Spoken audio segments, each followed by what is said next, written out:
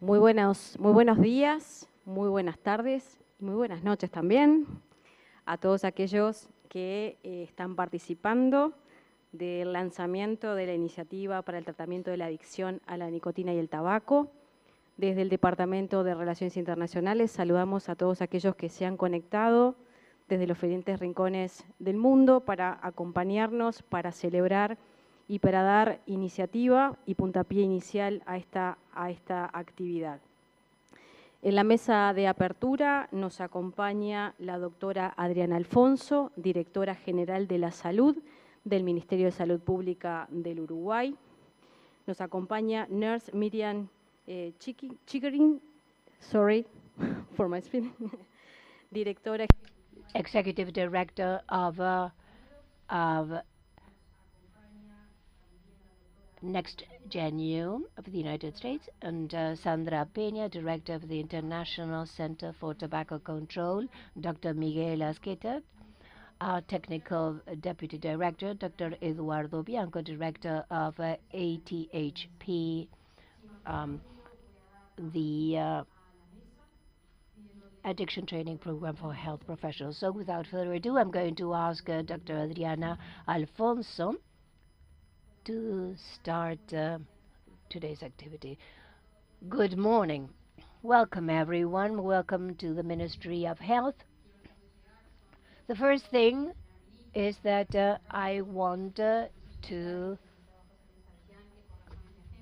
No están aquí. Hoy es un día que incluso excede realmente los cometidos de la Dirección General de la Salud, porque es mucho más que lo programático, lo que vamos a tener la oportunidad de vivir y celebrar hoy en la sala. Pero bueno, como sabemos, el consumo de tabaco y la exposición al humo de tabaco tienen graves consecuencias, ¿verdad?, sanitarias, económicas, ambientales y sociales. La epidemia global del tabaco sigue siendo la principal causa de enfermedad y muerte prevenible en todo el mundo, contribuyendo a millones de vidas perdidas cada año y representando una gran carga de enfermedad en los servicios de salud. A eso se suman los desafíos que todos hemos leído, ¿verdad?, en distintos medios de prensa recientemente y no tan recientemente, de la tendencia creciente en el uso de cigarrillos y dispositivos electrónicos, especialmente en los jóvenes.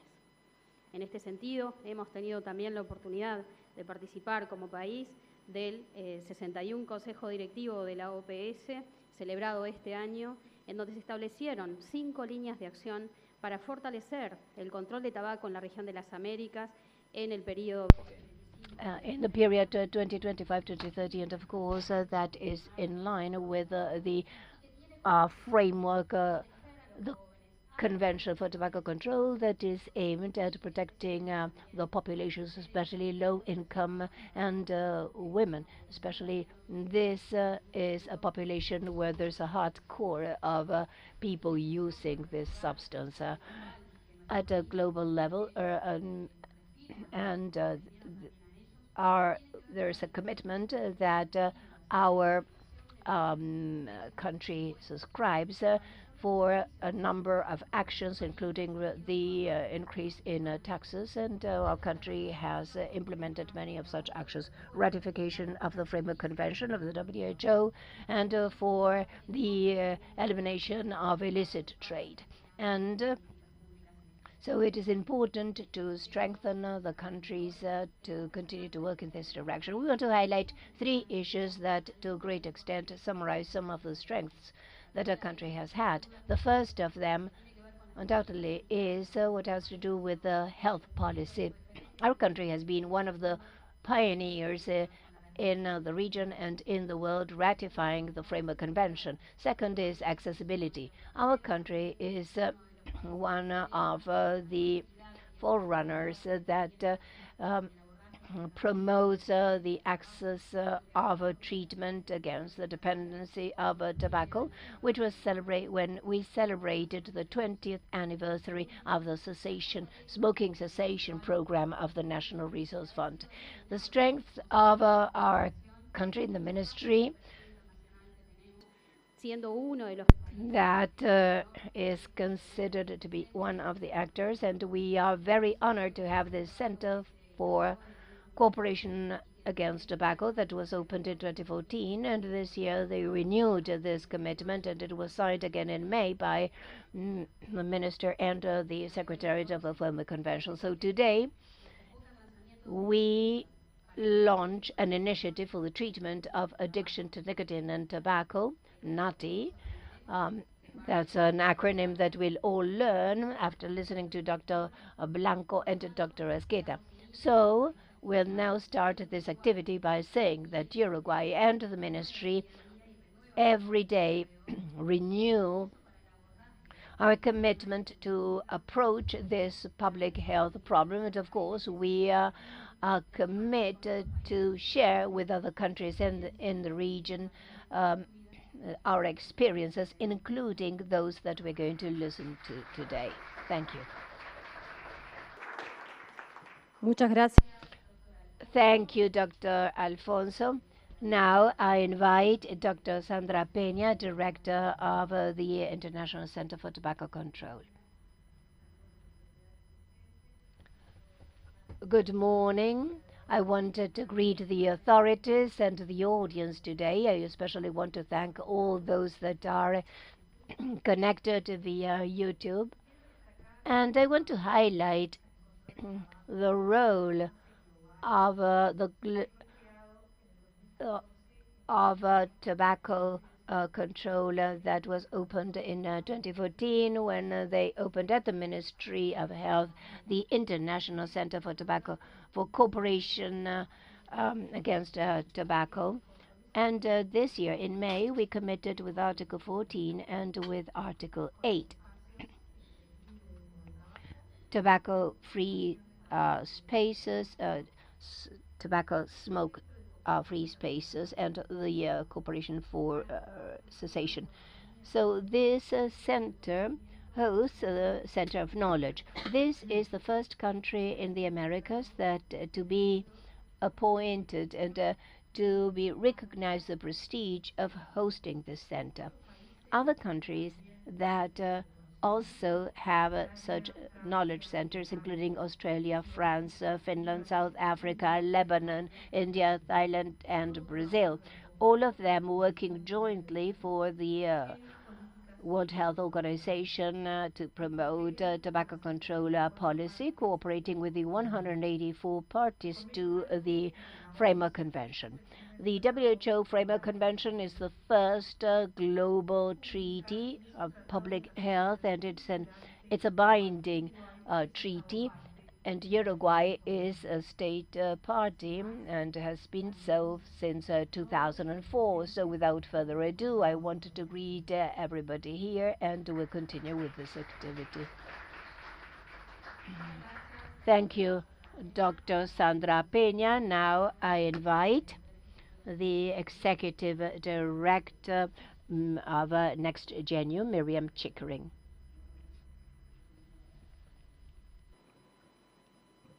Thank you. It's such a pleasure to be here. Interpreter, if I talk too fast, wave at me and I will slow down, okay?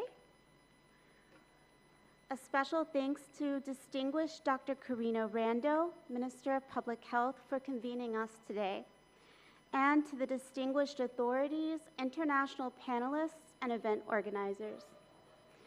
Dear participants, both in person and virtually, at the launch of the Nicotine Addiction and Tobacco Use Initiative, NATI, it is an honor for NextGenU to share with the International Center for Cooperation for Tobacco Control of the Ministry of Health this NATI initiative launch.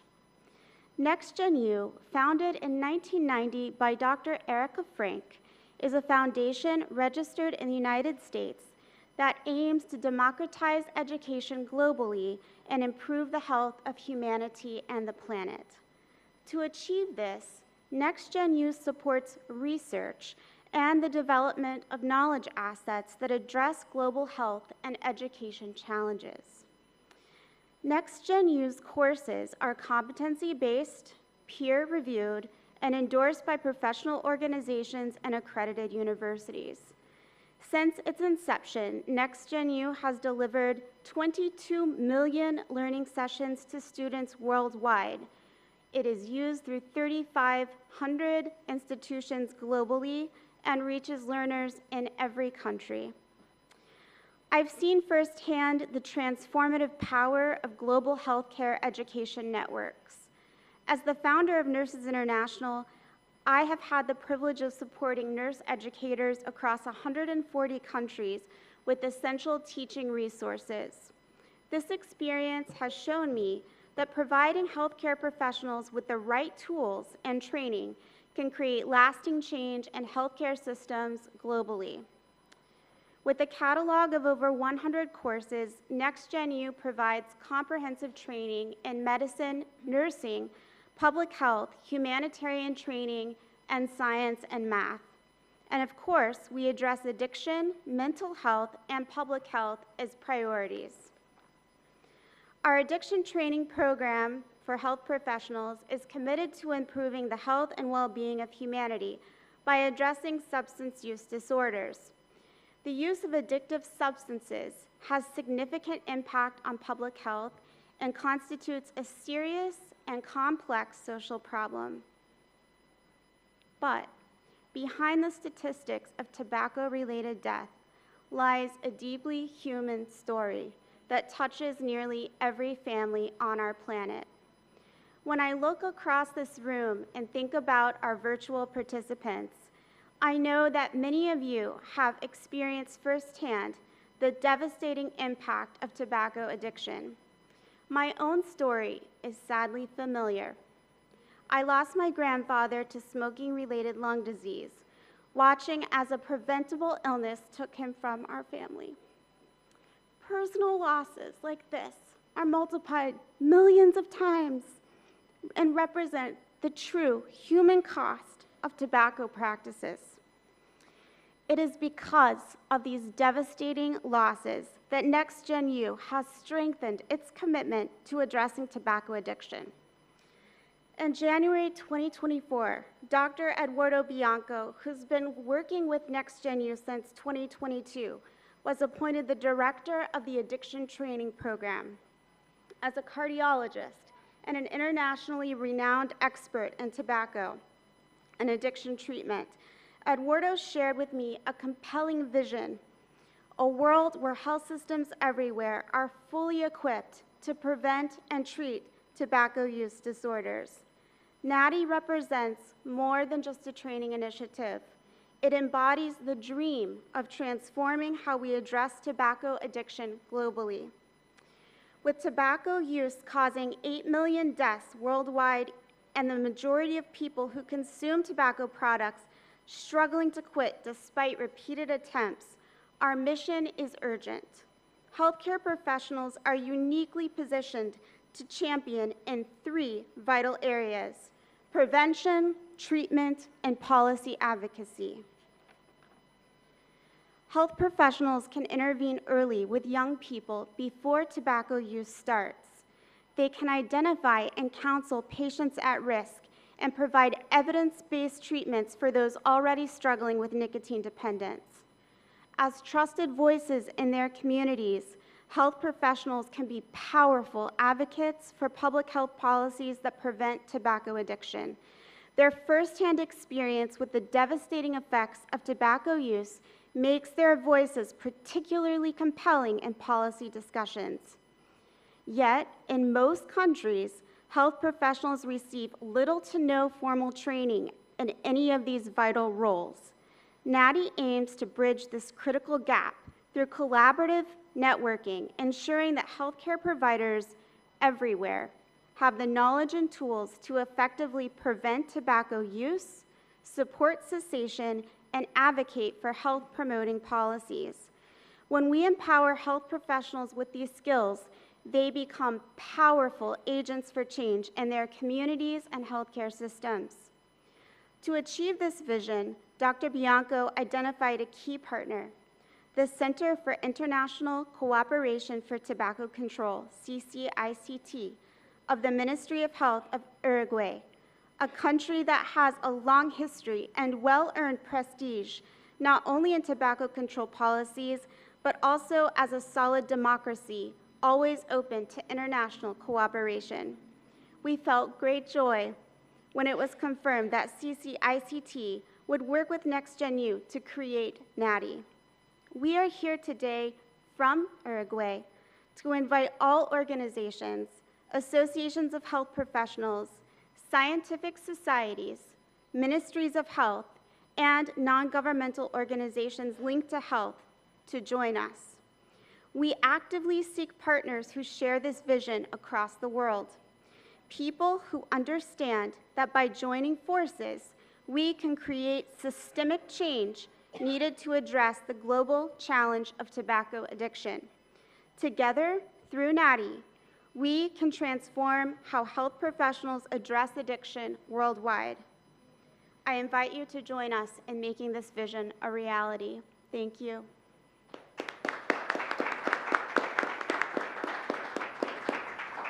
Muchas gracias.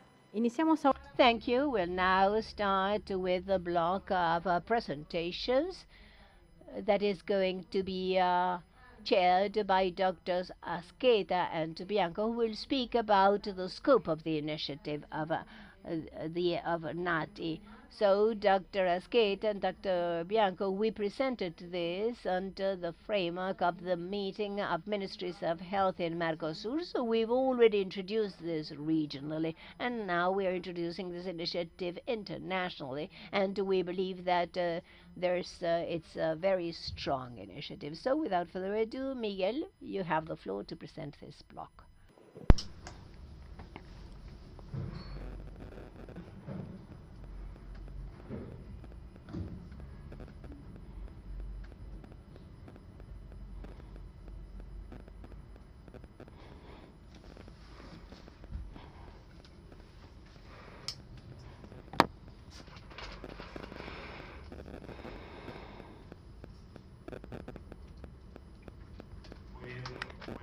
Good morning, everybody.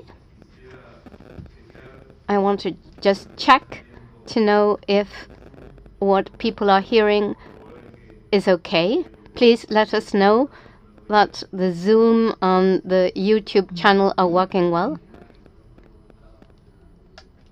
At first, the microphone wasn't that good.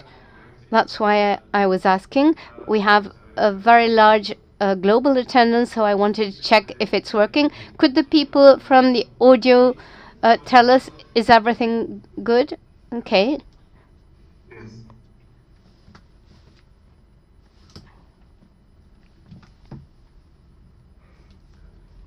Good.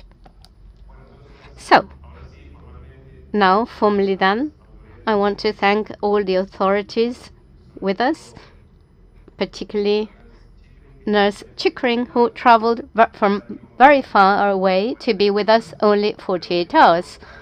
So we're very grateful, because this strategic solution between the Cooperation Center, NextGenU, will be very important for the development of what we're considering. And of course, thank those who are connected. And you'll hear this gradually, because we have several international panelists. We're thanking them because they are in different timelines. So with us, we also have the CCICT committee with representatives from PAHO, ALSI, the International Cooperation Commission from the Public Health Ministry, the Committee for the Struggle Against Cancer, Tobacco. Apparently, people are not hearing that well from the outside.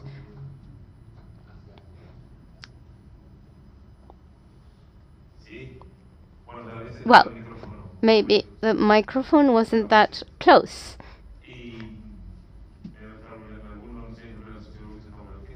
The society from the countryside, from the medical union and other organizations, Dr. Gustavo Sonera, and also the president of the Medical College in Uruguay, that has been working with us 15 years. It's a very relevant institution because we're going to speak about health professionals. And greetings to all the scientific medical associations present. To start with my presentation, this is the title of what, together with my dear friend and mentor, well, we're all sort of disciples of Dr. Bianco. Some months ago, he told us about what he qualifies as one of his madnesses or follies. And he found somebody that has less time in this, but that has been working on this 20 years and believes that this madness is mandatory and necessary. In the 20 years of the Framework Convention for Tobacco Control, after 10 party states,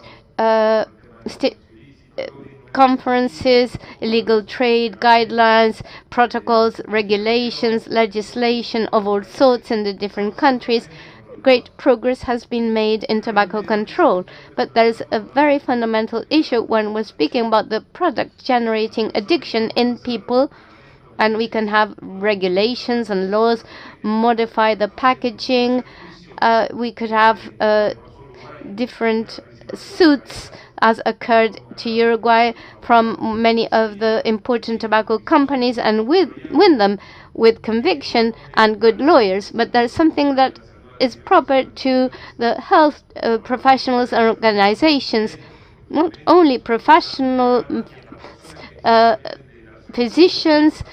We have people working in the health area of all sorts, and we have a great commitment, not only with cessation in Article 14. This is broader still. I have our guidelines, and the guideline speaks of working on scientific evidence and demonstration, evidence-based actions, collaboration of the parties, scientists, researchers, scientific and academic organizations, with broad support at national and international level, with consensus, with a broad spectrum of interventions. When we intervene, we have treatments and therapies of different sorts that are available and affordable, and to have pharmacotherapy, states and institutions should have to have significant expenditures, and cooperation is very important here. We have the PAHO Fund and others providing countries of the Americas with many medications. And for this we require great commitment from health professionals and authorities, but above all, training in the field, because we cannot make progress if we're not trained and committed.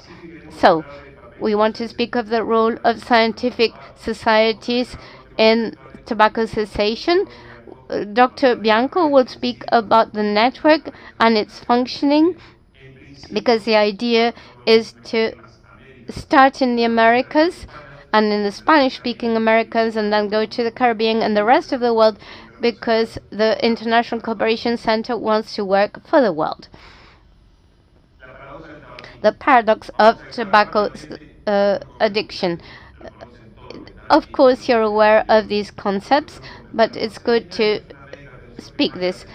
Some years ago, an Argentine primary care professional gave an overview that seemed simple, but we ought to reflect upon it. And she mentioned the tobacco smoking paradox.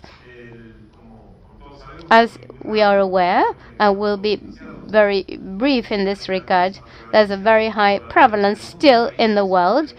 Some countries have reduced it, for example Uruguay, but we haven't reached the levels we would have wanted by this time. And in the rest of the world, there is a very high prevalence of this disorder, tobacco smoking, that has a high prevalence but also is a main cause of death, or one of the main causes of death, with the understanding that many oncological and cardiovascular conditions are the main causes of death in the region and the world, with a very high cost for the health system, where effective therapeutic advances are known, and these are in our guidelines, and it's demonstrated that the treatment is cost effective. So if we ought to follow this, it would be simple to make progress. 2 plus 2 is 4. But in the tobacco smoking paradox, what happens is that there's a tolerance to its use. Although in some countries, for example, this, not so much with the conventional product, that is a classical cigarette, but with the advent of new tobacco products, but others also that contain nicotine, there's tolerance to its use, but a lot of lack of knowledge of the deleterious effects, even in health professionals. And people sitting here in Uruguay know that these products are banned, but they are being used. They enter through smuggling, and they are sold and used even in closed environments. Another paradox, because if we guide ourselves with what he said at first, there are hurdles in the regulation and control policies. There is an elementary thing, and 25 years ago we used to say that if we ought to include a tobacco program, it shouldn't be allowed in any country because it makes people ill and kills half of those who use it. There are few products except poisons that generate this, but there are hurdles always due to the interference of the tobacco industry, in particular non-coverage of treatment. Uruguay may be an island in the region. We have the National Resource Fund, and in this room, and because of Dr. Bianco that was feted some years ago, well, we have this program whereby the state trains professionals and provides effective and demonstrated treatments to treat all people, but that doesn't occur throughout. With suboptimal or scarce interventions, we have many cardiologists here, and I would ask them, what happens if you receive a patient with acute myocardial infarction or high blood pressure, very prevalent conditions? They will know about the subject, and during the intervention we'll have multiple drugs and consultations and workup, counseling patients with follow-up, but that doesn't occur with tobacco smoking. This isn't the case of cardiologists here that work so well, but the primary health professionals and professionals in general are not that aware about tobacco smoking as a condition, and they don't manage this well. And this leads us to the fact that the scarce training of the health teams, this works in agreement, making this condition to continue and is prevalent, and its impact, the impact on it is less than we would want. The professional societies impact in micro policies, macro policies, standards. We have, for example, areas free of smoke, tobacco smoke as deleterious for health. Well, I'm addressing health professionals, not the general public, not politicians that should do this, and not those who decide the standards or ministers. We must collaborate and contribute so that this is done with a lot of advocacy from health professionals. There are many types of political influence to improve the knowledge and data in professionals, to support the target population, developing new talents for analysis and skills to communicate ideas. We should all have this to extend the standards in professionals. We have many types, but let's be brief. The modification or redesign of policies in the lobbying and bargaining and negotiations impacting on changes in policies.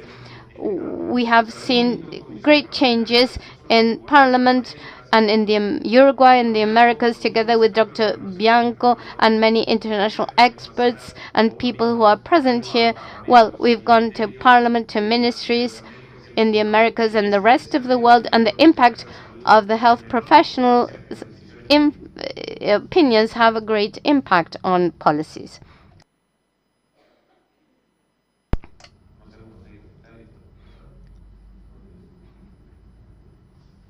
Okay, as we were saying, the important role of professionals is paramount.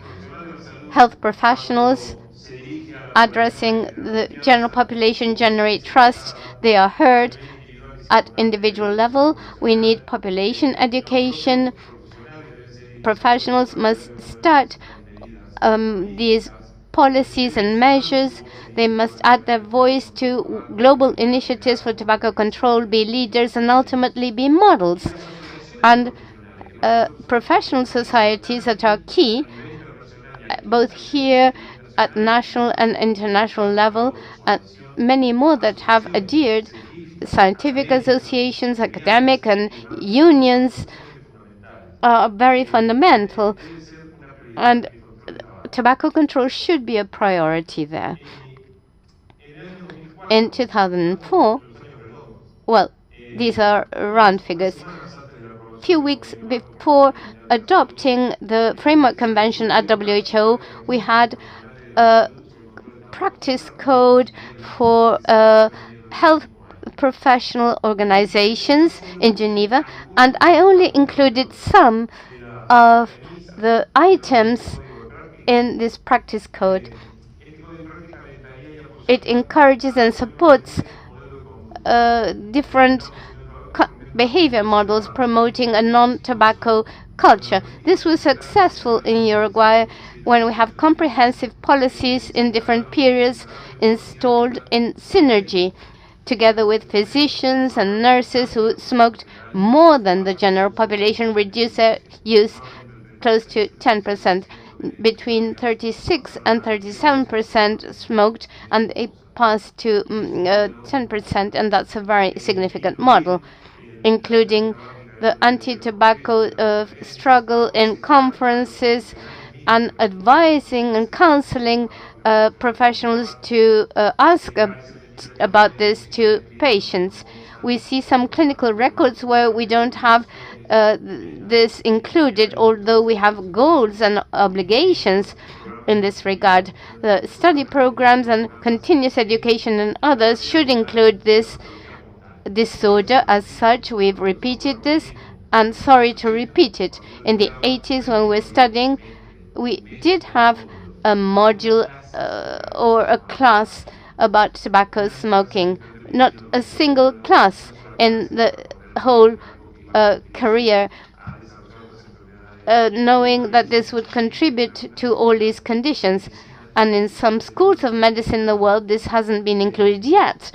It's incredible. In Uruguay, fortunately, the syllabuses have changed, and we have excellent examples in this regard.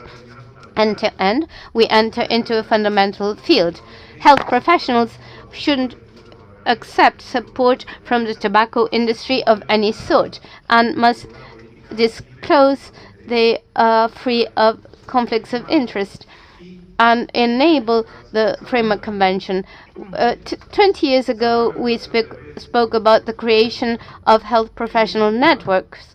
Ultimately, the tobacco paradox, as we said, well, we think that we will have to break with this someday, and that is why the NATI initiative is so important. That's why the Next Gen EU and the cooperation centers have this strategy to encourage health professional societies to create a network of regional networks enabling access to information and training of health professionals.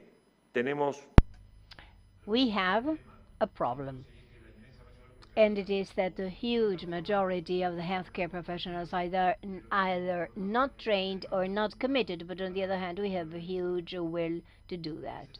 In that regard, we are going to close that gap, or at least we're going to try to close that gap.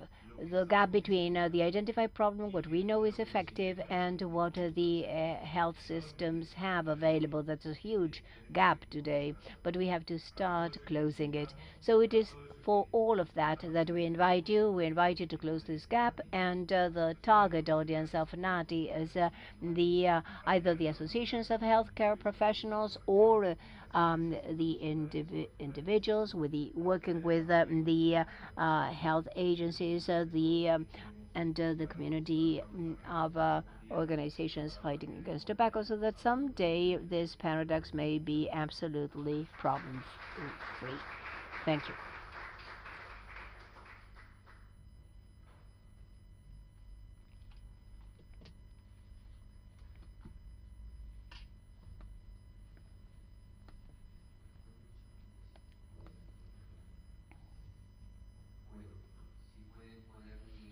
So, if you can put my presentation there on the screen.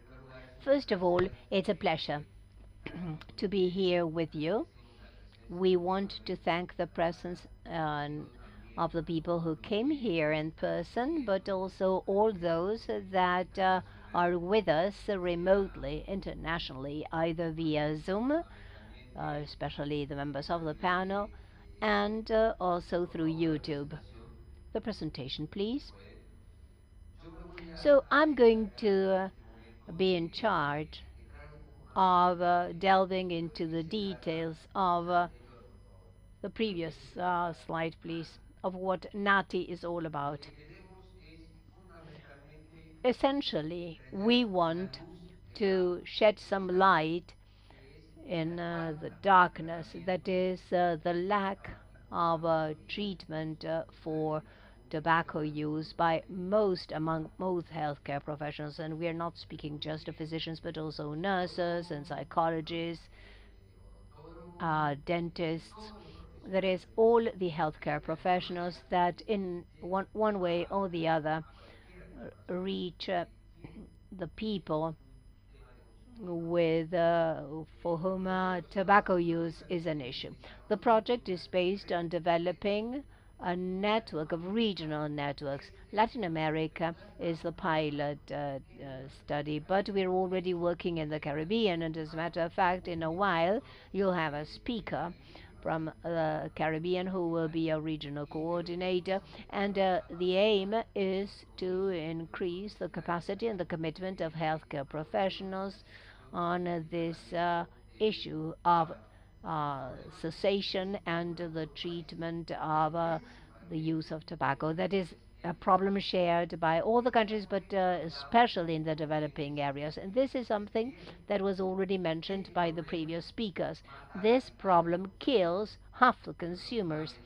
But the essential thing behind this is that these people that still smoke, most of them want to quit, and they try once and again, and very few of them can spend a year without smoking. And the worst thing of all is that although the knowledge is there and it's evidence-based, yet the HCPs are not implementing that applying that knowledge. And until now, we didn't have any initiatives that intended to reach the associations of healthcare professionals at the three levels. At the top level, and here I mean the World Health Organization.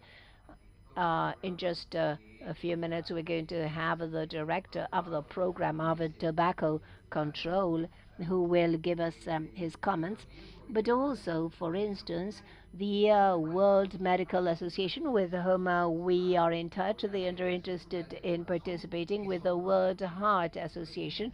They are also part of us. We are working with the International Union of Fight Against Cancer, UICC, and we're all interested, and we're also considering the respiratory part. At a national level, we are at an international level, we are working with the several international associations, the International Chest Association and the International Heart Associations, and just as well as the Latin American Federation of Medical Students, because students need to be trained on this too.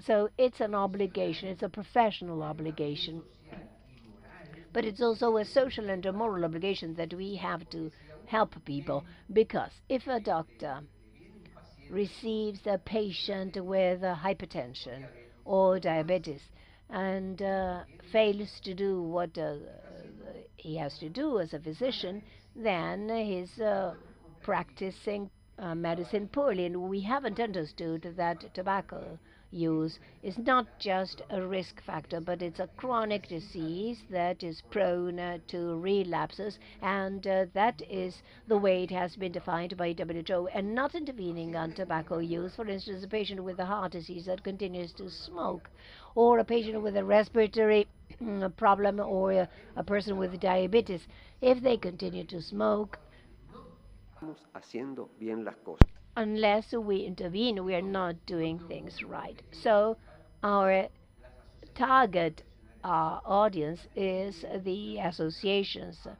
And I talked about the international level and the regional level, but at this stage, remember that we started with this 3 months ago, but in 3 months we've gone a long way. We are already part of the consortium of tobacco cessation of WHO, and we already have these partners. Even at a national level, we've already contacted the Internal Medicine Society, the Federation, Medical Federation of the Interior, the Medical College, the Union of Physicians, and they're already working with us because they are going to enable us to reach all the HCPs. But this is also going to happen in Bolivia. They already sent us a list. In Colombia, we have colleagues with, and we met with the Ministry of Health in Colombia, and they are following us via Zoom and YouTube so as to move forward with this goal. What do we want?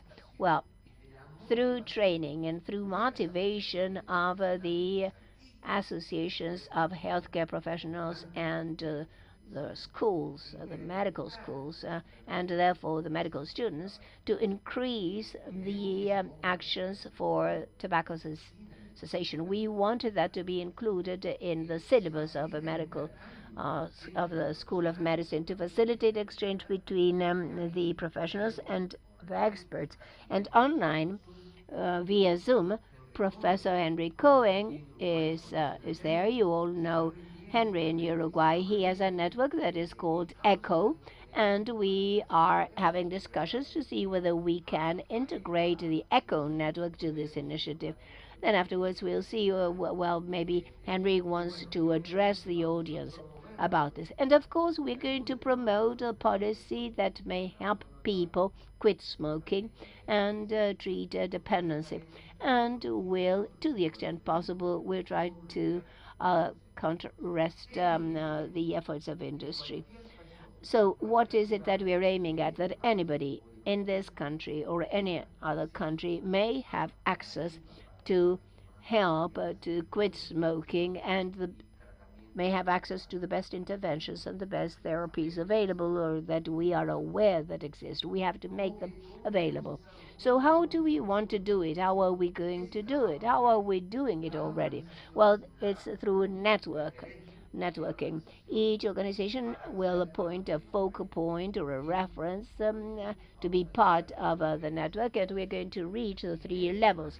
And hence, the more organizations we have, either international and or regional and national, the more organizations we have, the better our impact will be in all the countries. What are the activities that we are planning? Well, first of all, we want to facilitate training, education, an online platform. As a matter of fact, Next Genu is an online platform that is already available to hold courses and for new courses to help people quit smoking. However, we know that other partners of ours also have their tools, so we're going to put all the information together to facilitate access to this training. And obviously, we're going to educate and train. We already plan webinars for training, for instance, cardiologists and smoking, psychiatrists and smoking. Very often, psychiatrists fail to understand the problem, and sometimes they are a hurdle. And I'm saying this because of my personal experience. Not just with them, we have to talk with dentists, with psychologists, all those professionals, and enabling the exchange of knowledge, the exchange of experiences and difficulties. Of course, we're going to have research. We need to know where we stand, what a point of departure is, so that we can measure the results of what we are doing. So it's absolutely essential for the national research institutes, such as the Ministry, the Institute of Research of Public Health in Mexico, of help us. And next January has the ability to do that.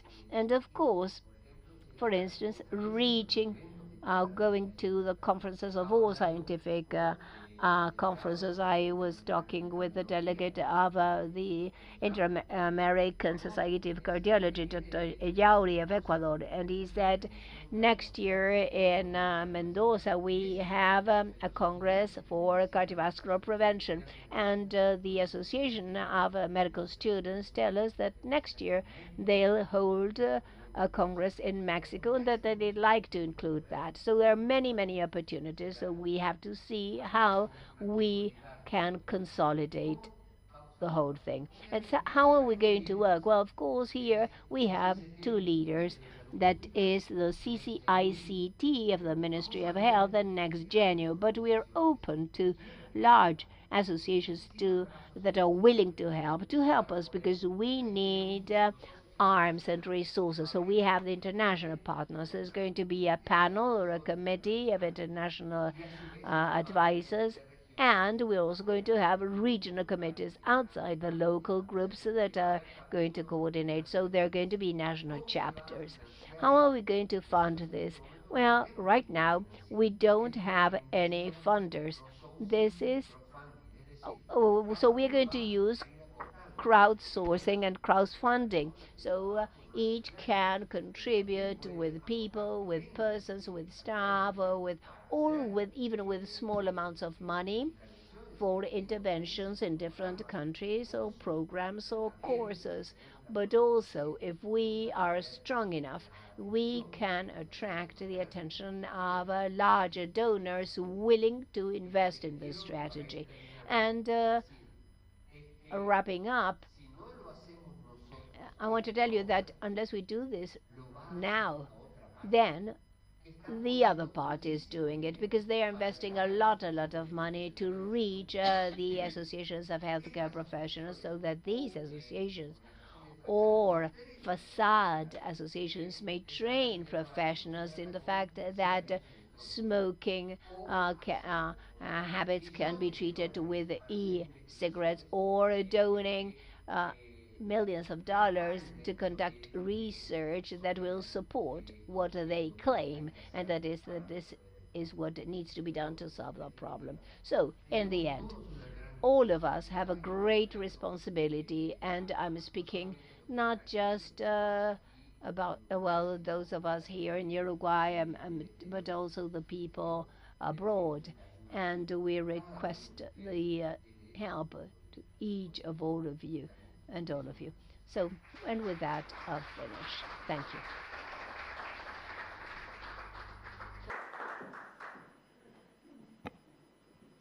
Ahora vamos a comenzar. Now we'll start with an international panel, but before, allow me please to greet all those who are following us, such as representatives from Argentina, Bolivia, Peru, Congo, who are also connected. So welcome everybody. Hope you continue with us. Dr. Asqueta will chair. This is the international launch of the initiative. Thank you, Gabriela.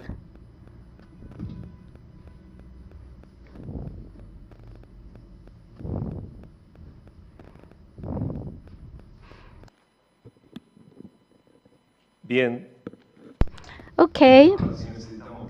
Now we want people to hear well, because we have two parts, an international panel with comments including videos, because some of the experts or authorities couldn't attend, so they left a recorded video, and then we'll have a Q&A session, and this will be chaired by Dr. Bianco. For the international panel, we will start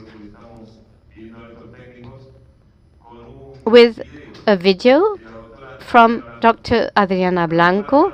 She is head of the Secretariat of the Tobacco Control Framework Convention. She was re-elected in this position. As Uruguayans, we feel extremely proud to attend the party conferences, and seeing Dr. Blanco there, who together with many of us has been working for long years in tobacco control. Due to her personal agenda, she couldn't come, so she left this video for us with a lovely message. Let's hear it. Minister of Public Health, Dr. Randall, dear colleagues and friends, it's an honor to address you in this ceremony to launch the Initiative for Treatment of Addiction to Nicotine and Tobacco. The Public Health Ministry in Uruguay hosts the International Cooperation Center for Tobacco Control that has recently been relaunched as a Center of Convention for the Framework Convention for Tobacco Control of WHO, FCTC, in the areas for protection against exposure to tobacco smoke and cessation of tobacco smoking. The International Cooperation Center has joined efforts with NextGen EU to democratize education and health at global level, providing free of charge courses online. Over 70% of smokers state they want to stop smoking or use nicotine products. We need to have a health staff trained and motivated for this, so they can support the patients in treatments supported by evidence for tobacco cessation and nicotine cessation. The introduction in the market of new nicotine products that apparently should help towards cessation but don't have evidence validating the effectiveness and safety, together with an aggressive marketing addressed mainly to young people and teenagers, stresses the need that even other disciplines such as pediatrics be prepared to face this new challenge. This initiative for treatment of addiction to nicotine and tobacco is addressed to health professionals and students to strengthen their training and commitment in interventions that are evidence-based for cessation and treatment of tobacco and nicotine dependency, promoting this inclusion in the syllabuses in the schools of medicine, with public policies supporting research in this regard and countering the efforts of the tobacco industry to undermine the tobacco control policies, the implementation of FTTC and evidence-based treatments. These goals are in line with the obligations of FCTC, calling the parties to adopt and implement different measures to prevent and reduce tobacco use, addiction to nicotine, and exposure to tobacco smoking. They are also in line with Article 14, responding specifically to practical issues for cessation. In turn, they interact in synergy together with the other articles of FCTC to have a future free of tobacco and nicotine addiction. The Initiative for Treatment of Nicotine Addiction, NATI, will work together with a consortium from WHO, PAHO in Latin America and the Caribbean, and other regional offices of WHO in the framework of the work program of the Cooperation Center, supporting all the parties in the convention. Well, hope the best for the application of this initiative so that a large number of users receive the aid they need. Thank you.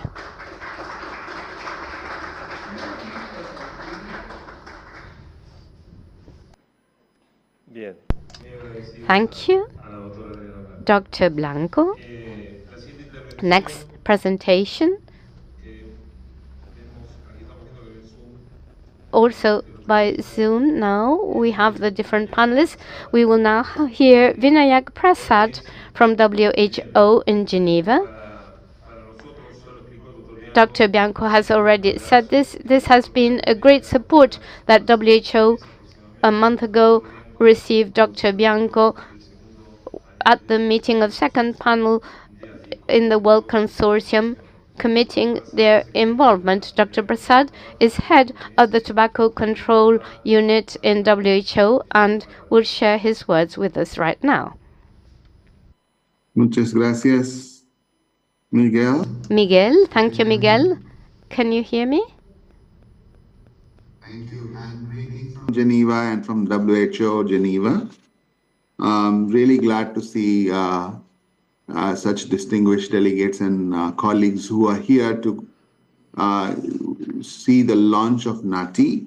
And we are extremely delighted that Uruguay has taken the lead in providing support to quit.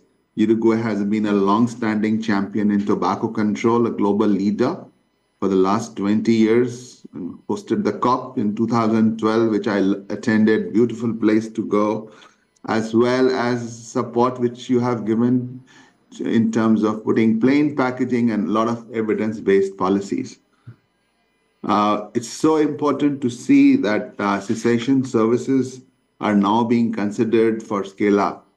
Just to give you in terms of reference, in the PAHO region, out of the 35 countries, there are only 14 countries that have cessation support with primary care facilities partially or fully cost covered.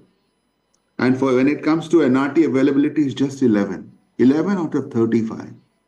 That's the coverage. Let's take Africa. The Afro region has 47 countries, and only 10 of them have quit lines, and 9 of them have cessation supported primary care, cost partially or fully covered. And only 8 of those countries have NRTs. There is a huge gap. How do we bridge that gap? For WHO, we set up the Tobacco Cessation Consortium. The Director General launched it on the sidelines of the World Health Summit in 2022. And it's a business coalition, bringing in the pharma sector, bringing in the digital and technology sector, because a lot of now opportunities exist in terms of using the digital technologies to help people quit. And then looking at the health systems and advocacy groups, are we really putting effort to get countries to introduce cost-covered facilities for treatment for tobacco? And the answer is no, not even all in high-income countries. And then we're looking at research gaps. As you already know, that this year we've released the treatment guidelines for tobacco cessation. It has a whole range of interventions documented in terms of pharmaceutical interventions, behavioral interventions, digital technology interventions. So how NATI can join and support the initiative has been a very interesting question. We are looking forward to seeing how NATI could actually be the advocate for the Latin American region and rest of PAHO, as well as for the African region to begin with. It's a huge opportunity to see that advocacy strategy going forward, because the demand creation is what we need. Smokers want to quit. Most global adult tobacco surveys are showing more than 50% smokers wanting to quit. So the services are not there. And then tobacco industry is trying to get in to offer support, whether it's the harm reduction strategy or whether it's some of the other strategies which the industry is starting to put. So I'm really glad that NATI initiative will consider supporting countries in the region to begin with, and then expanding it to African region.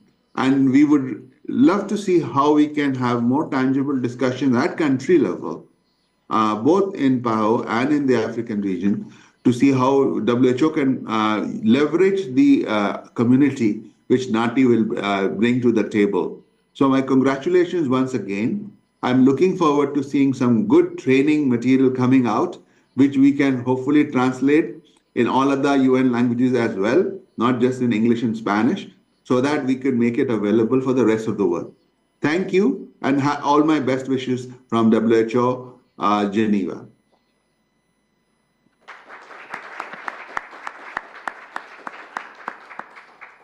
Muchas gracias, Vinayak. Fue un gusto verte en Panamá.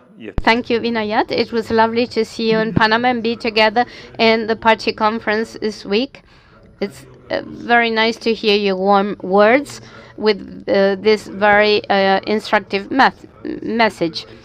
The number of countries with comprehensive treatments is very scarce. Only 5 in the Americas. And so we're very concerned, and that's why Dr. Bianco has been very emphatic about the creation of the networks.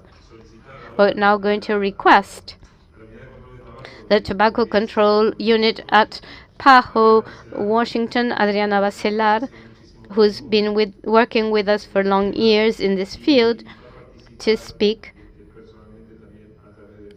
via Zoom. The floor is yours, Adriana. No, it's a recorded message.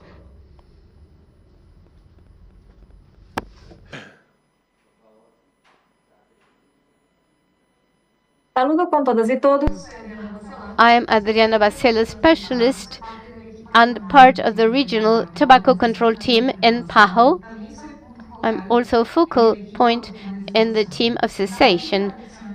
The tobacco smoking and nicotine addiction are public health issues that, according to 2022 data, affect 6% of the adult population, nearly 10% of youth between 13 and 15 years in the Americas.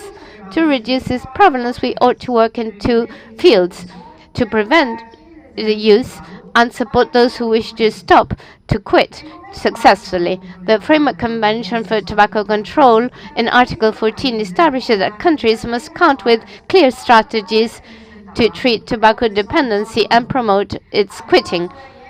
PAHO has highlighted in the 6th World Health Assembly that offering support to quit is one of the best investments to reduce tobacco smoking and prevent non-communicable diseases. In this context, cessation services should be included in primary care, as promoted by the Best Care in PAHO, launched in September last year. In the framework of this initiative, we have integration to cessation support in primary care, guaranteeing a broader access and sustainable access to reduce deaths and burden of disease.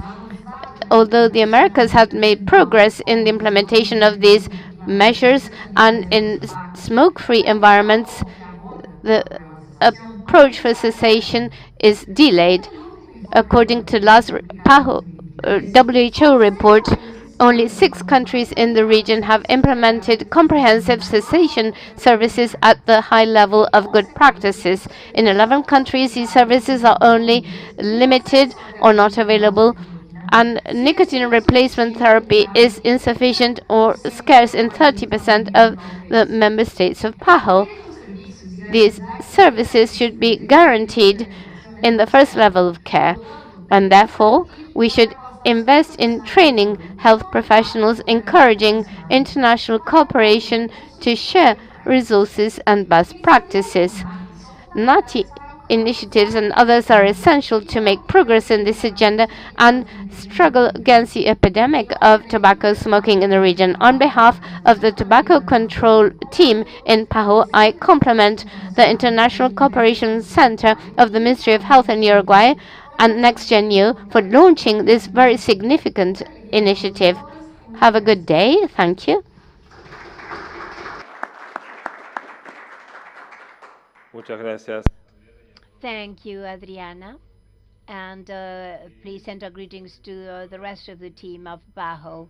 The next speaker, Leslie, is the Executive Director of the Global Alliance for Tobacco Control, a very important organization of global organizations.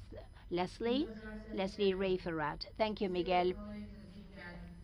As Miguel said, my name is Leslie Ray, and I am the Executive Director of the Global Alliance for Tobacco Control. Our alliance is a global network of civil society actors working towards a world free from the devastating health, social, economic, and environmental consequences of tobacco. I'm very honored to join you today at the launch of the Nicotine Addiction and Tobacco Use Treatment Initiative, and congratulate all of you in Uruguay on this significant step towards a future where the needless suffering from tobacco and nicotine-related harms become even closer to reality. I stand before you to highlight a critical yet often overlooked aspect of public health, Article 14 of the WHO FCTC. This article mandates that parties to the FCTC must take steps to promote tobacco cessation and provide effective measures to help people quit smoking. The tobacco industry, with its immense resources and deceptive marketing, actively seeks to undermine quitting efforts.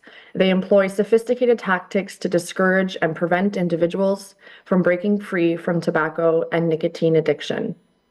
This makes quitting a challenging task, often requiring significant support and intervention. Civil society organizations play a crucial role in advocating for the implementation of Article 14. We can mobilize public opinion, raise awareness about the dangers of tobacco use, and demand stronger government action. By working together, civil society can amplify our voices and influence policy decisions.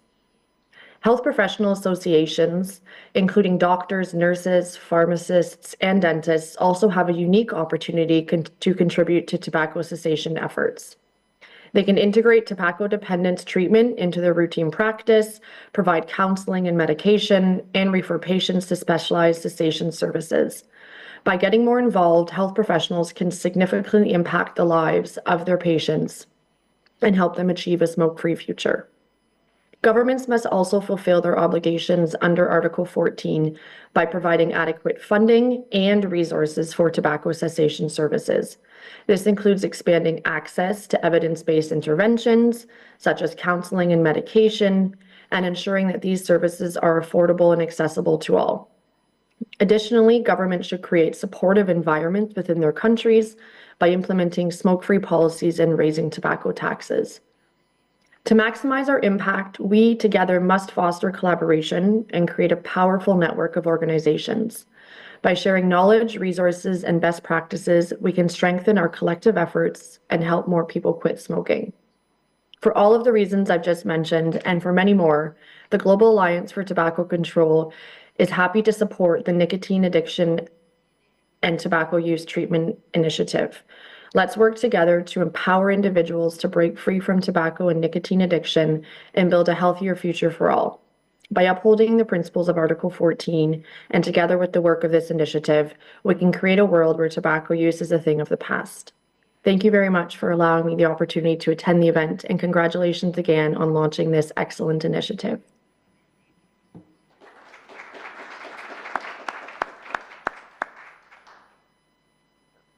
Muchas gracias, Leslie.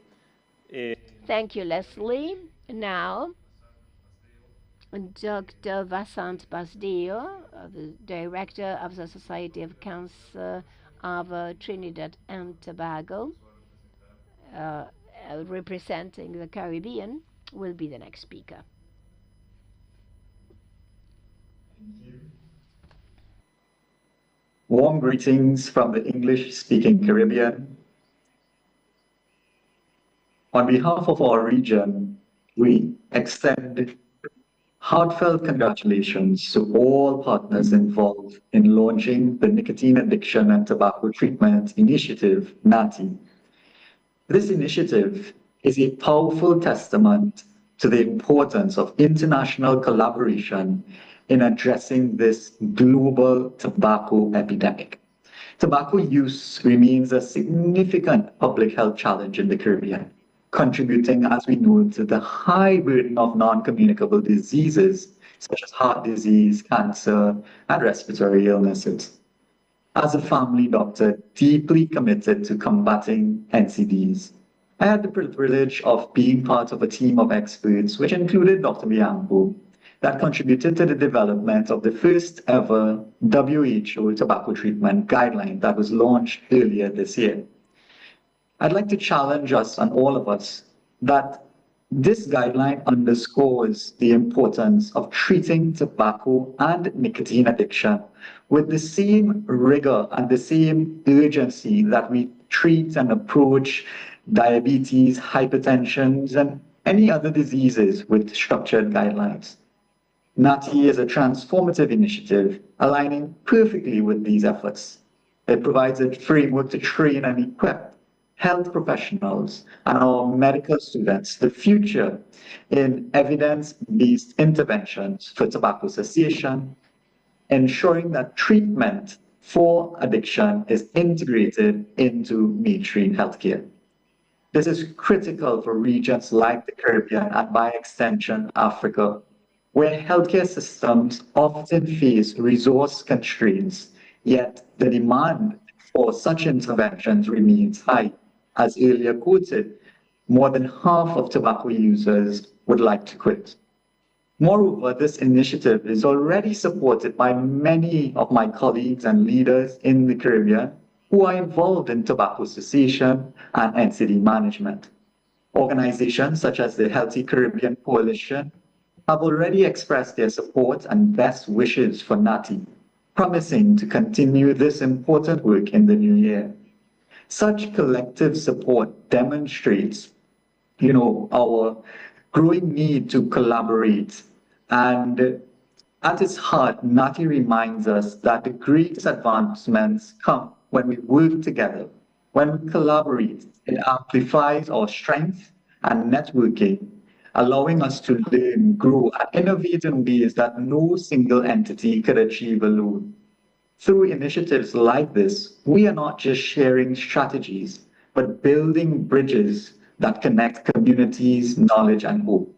NATI's focus on innovation, public policy, and advocacy strengthens the fight against tobacco use. Thank you for allowing us to participate in this groundbreaking initiative. The English-speaking Caribbean is proud to contribute its voice, expertise, and unwavering commitment to this global effort. Thank you.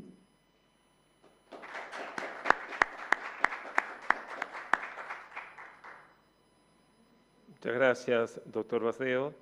Y para culminar... Thank you, Dr. Basdeo. And now we are going to listen to Léonce Sissou, the Director Executive of ATCAV, the African Alliance for Tobacco Control.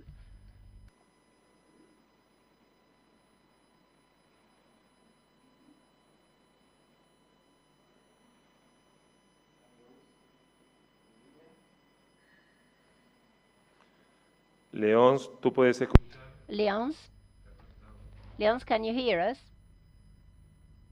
He's connected. I can hear you. Gracias. Thank you. Go ahead.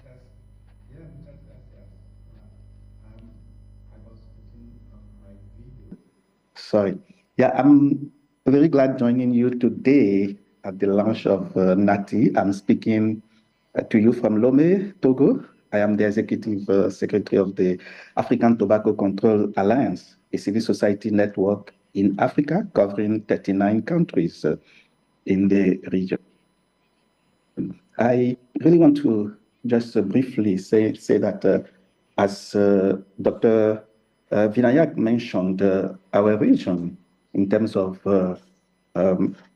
tobacco cessation, there is a need to put more effort as the region is not exempt from the tobacco epidemic.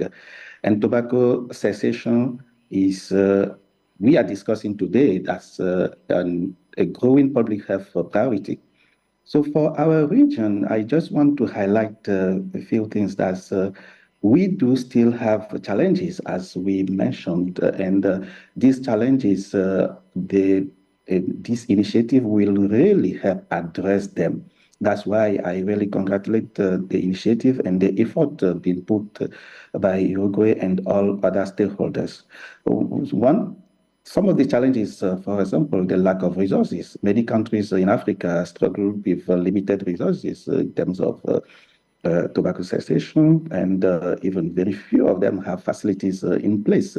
We also have the cultural attitude that's also coming as challenge. We have the accessibility of the services as access to counseling and pharmacotherapy for tobacco cessation. The regulatory framework is also a challenge because it's key as to enforce tobacco control policies, as we were mentioning. The Article 14 of the WHCC provided they have the provisions, but the countries also have to put effort as to establish a comprehensive legislation to address this. So we need for the region some strategies, and NATI will provide those opportunities. For example, access to treatment, training, capacity building, as we said, that's a healthcare provider training. So training healthcare professionals on tobacco cessation techniques and the importance of counseling can significantly affect patient and tobacco users in the region. And we also need to have, through this initiative, capacity to support governments, raise awareness for more investment in this field. In conclusion, I will say that we as civil society network in the region, we remain available to support NATI's initiatives in the region, and we look forward to this collaboration. I thank you.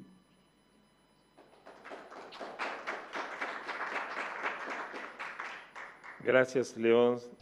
Thank you, Leons. Of course, we'll remain in touch. So with this, we put an end to the high-level panel, and now we requested Dr. Bianco to monitor this last session with Q&As and receiving your feedbacks. So finally, wrapping up this activity, we'd like to hear comments by the audience, either those of us that are here in person or via Zoom. But before doing that, I'd like to share a list of brief messages that we received from organizations that are supporting us, so that you may see that in 3 months alone, we have obtained very significant support. And here we are not including all the associations, because, for instance, the Inter-American Society of Cardiology, the president didn't have the time to prepare a message, but we are going to receive it soon, and we'll post it in our website. So please, could you show the video?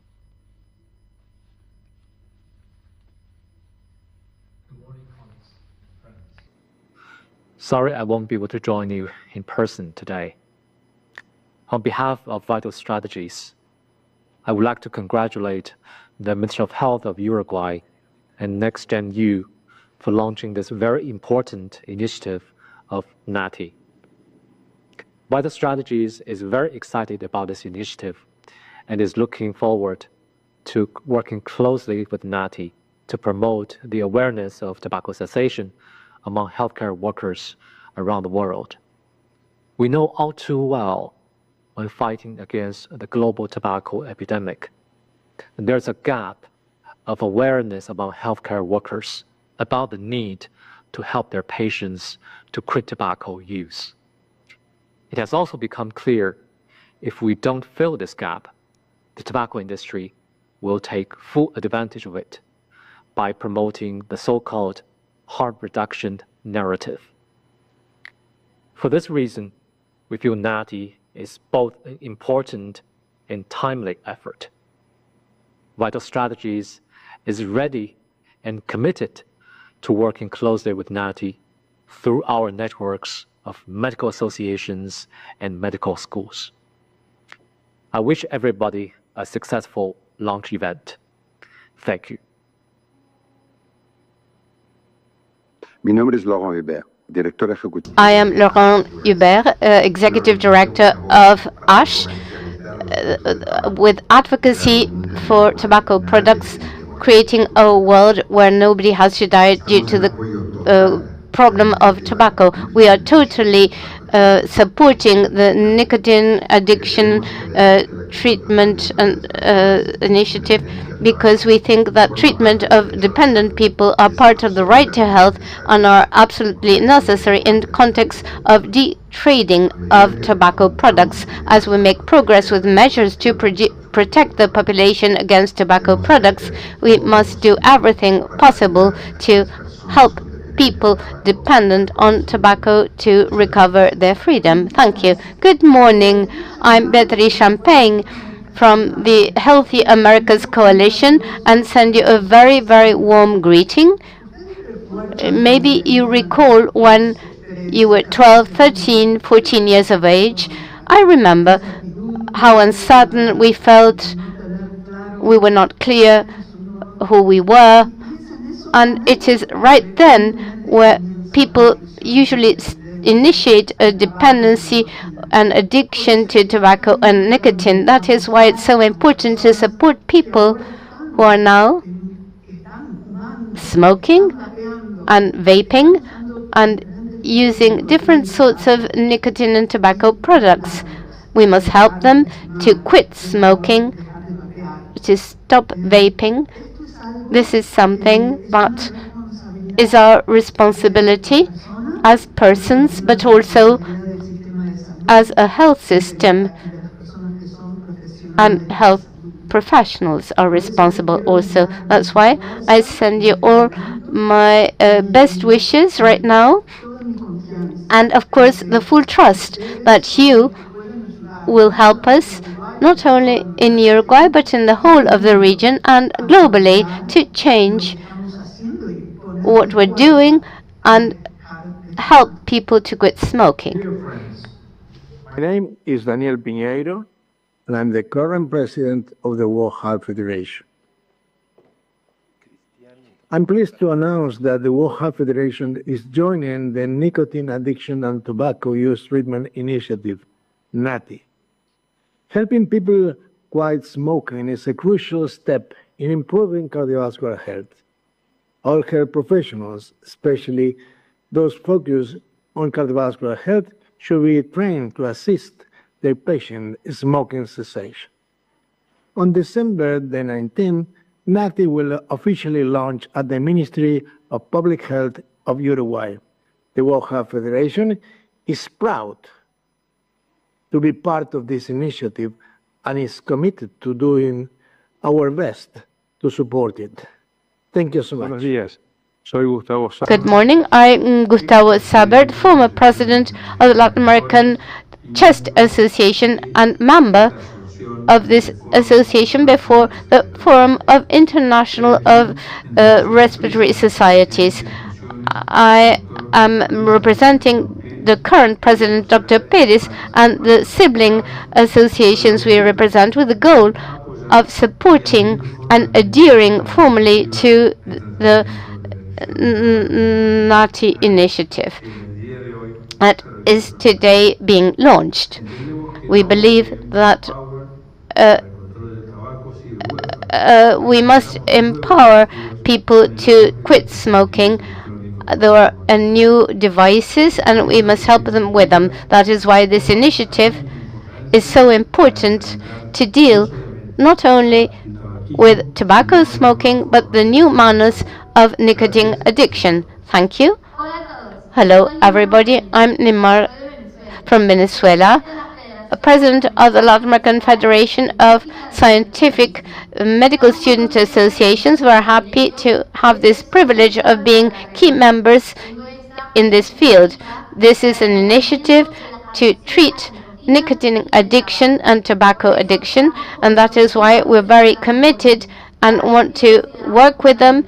We want that medical students in all the Latin American countries to be trained appropriately to help others to quit the smoking habit and treat nicotine dependency. Okay, these are just a few of the messages received for you to realize that we may reach different sorts of organizations. And as we reach this, we'll reach many more. But now there are some comments, so I'm going to ask Christian Biana from Brazil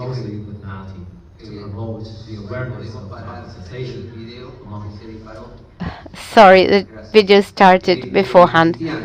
Christian, introduce yourself. Christian, yes. The floor is yours. Please introduce yourself, and we want to hear your contributions. Thank you, Eduardo. Distinguished authorities and colleagues in tobacco control. I send greetings from Dr. Da Costa Silva, head in our department. On behalf of the Executive Secretariat of the National Commission for Implementation of the Framework Convention for Tobacco Control in Brazil, we compliment the NATI initiative. Uruguay has always been a champion and is a great partner for Brazil in this struggle. And now we say that we'll continue working in this initiative. Brazil also acknowledges the urgent need for implementing a network as powerful as this, not to give room to the tobacco industry, mainly because nicotine dependency has been a threat with the new products that have been introduced as an alternative to conventional cigarettes, threatening this reduction in the prevalence of smokers in countries such as ours, Brazil. The financial investment in this initiative is necessary and extremely important. The National Cancer Institute in Brazil has a tobacco control division responsible for tobacco cessation, and I would like to invite Vera Borges to share a few words with us. Thank you and compliments. Please, Vera. Please unmute your microphone.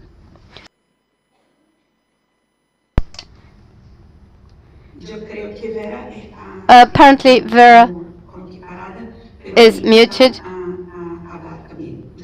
but we have somebody else. Good morning, everybody.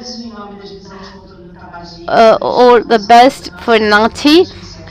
We greet this important initiative. We are the area of the Health Ministry responsible to articulate tobacco treatments in the public health network, and we have associations and partnerships and a strategic framework and network with representatives in all the federation units in the country. And tobacco treatment occurs in thousands of basic units, primary health units, together with the health ministry providing input, support material, didactic material for treatment and medication for tobacco cessation. As stated in the different presentations, we have a long experience since 2012 with tobacco treatment at the basic units and others, not only there, but we also face a great challenge. We need greater participation from health professionals in the approach of patients that reach us in other consultations and not specifically tobacco treatment. We believe, therefore, that this initiative is extremely important and can strengthen tobacco smoking treatment and approaches and quitting tobacco smoking in Brazil. Thank you. Thank you. Does anybody from the audience wish to make a comment or question? It's a bit late because we started a bit late anyhow. So, well, apparently there are no hands raised. And abroad, maybe Dr. Cohen? Hello, yes, here I am. I am here, Eduardo. The floor is yours. Thank you for inviting me and for mentioning our project. I'm Henry Cohen, director of the ECHO project in Uruguay. In a couple of words, ECHO is a telementoring tool to educate health staff, particularly in the countryside, in the rural areas and in small cities. The main goals are to democratize access to medical care for people far away from the major health centers and demonopolize the knowledge in the health personnel. With these two sentences, you will realize that much of what has been said today is in agreement with our rationale. ECHO has worked in Uruguay in this field of tobacco cessation together with the National Resource Fund. Even in the same room during the pandemic, we hosted a COVID and tobacco activity. ECHO has several clinics in the world regarding tobacco cessation and even prevention and treatment of vaping. Having said this, we are open to you to contribute insofar as possible if you believe this can help. All the best. Thank you, Henry. Okay. If there aren't further comments from abroad, there are no hands raised, so due to time reasons, let's wrap up this activity, and I'm going to request Dr. Peña, please, to say the final words. Please. Well, thank you so much for coming, both in person and online, via Zoom and the online channel. The NATI initiative will enable tobacco cessation, committing health professionals to the public health control policies will carry forward in the International Cooperation Center, CCICT, in Uruguay. Thank you, Sandra. Okay, so as director of the training program in addictions for health professionals, thank you so much for coming. Thank you to the Public Health Ministry for the support to organize this activity. Thank you, Miriam, who came from Minnesota only to attend this event. So you realize how important this is to our organization. Let's count with each and every one of you and your organizations. We have people from AUSI here. I hope they understand that this is a cooperation tool in the health field that may provide the country a lot of contributions to strengthen cooperation at international level. And Uruguay, in turn, can also help. We can all help each other, both those hearing us from abroad and those here present here. I end with an invitation. You're invited, because it's lunchtime here in Uruguay, to share a small lunch so you can continue with your day activities. Thank you so much, everybody, both in person and online. Soon you'll receive further information from us. Good afternoon to all.